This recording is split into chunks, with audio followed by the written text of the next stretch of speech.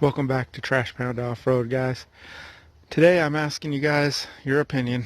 Should I just give up and unload the parts car, or start putting it back together and turn it into something?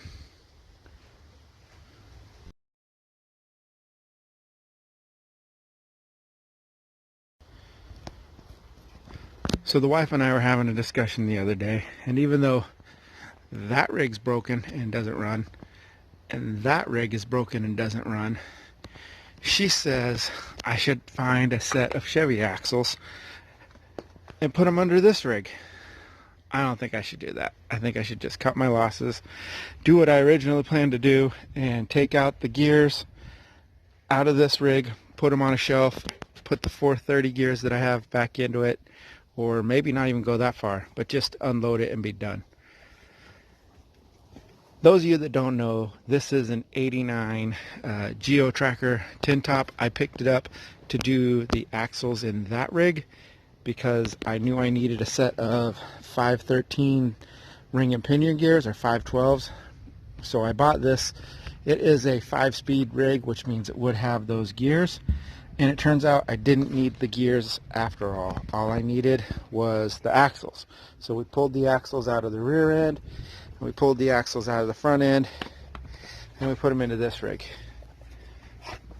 It has the little 8-valve, but this one also does have the oil leak on the O-rings. So it does leak oil pretty good. It runs and drives. Well, it did before I took it all apart. When I bought it and put it on the trailer to bring it here, it did. But even with all that, there's still an issue because this switch turns the ignition on, or gives the life, like you turn it to the auxiliary switch. This switch turns the fuel pump on. Then you can turn the key and it'll start and drive. But the interior is garbage, and I don't want to mess with it. It's got a tin top. It's got these racks screwed right onto the roof. I don't even know what those are, like aluminum quad ramps or something. But yeah, they're screwed right into the roof. Here's the screws. So, not a fan of that. Nothing in the back, no carpet. There's a big hole right there. You notice there's 3 different colored panels, right? It's red on the inside. That door is blue. The body is still red. And that tailgate is green. And this window is not a window. It's like a sheet of thin plastic, maybe? I don't know what this is. But it's just kind of screwed and stapled in. So, that big hole in the back, I don't know if somebody replaced the fuel pump at one time or what the deal is. So this is that rig in all its glory. 89 tin top Geo Tracker that the wife says, find a set of Chevy axles, throw it under there. Then we can have a full-size rig to go beat on in the rocks.